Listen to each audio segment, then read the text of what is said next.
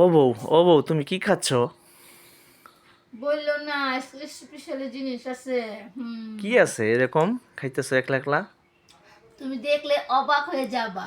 আজকে দেখো, গরম গরম একদম বিরিয়ানি। ও বাট আচ্ছা। তো তুমি একলাই খাচ্ছ, আমাকে দিবা না তুমি? আমি কখনো একলা খেয়েছি? তুমি তো জানো আমি কখনো একলা খেতে পারিও না। তারপরও তোমার জন্য আমি রেখেছি। আজকে এই যে বিরিয়ানিটা, বলো তো কে দিচ্ছে আমাকে? আমি তো জানি না, তুমি আমাকে বলো কে দিছে, না বললে কিভাবে বুঝবো? এরকম একটা ইন্টারেস্ট, একটা ভালো তুমি আমাকে খাবার দিছে। জানাও যেটা কে দিতে পারে, বাট আমি তো তোমাকে বলছি কে দিচ্ছে, এটা বলো তুমি আমাকে। আচ্ছা, তোমার প্রাণপ্রিয় বান্ধবী দিছে নিশ্চয়ই।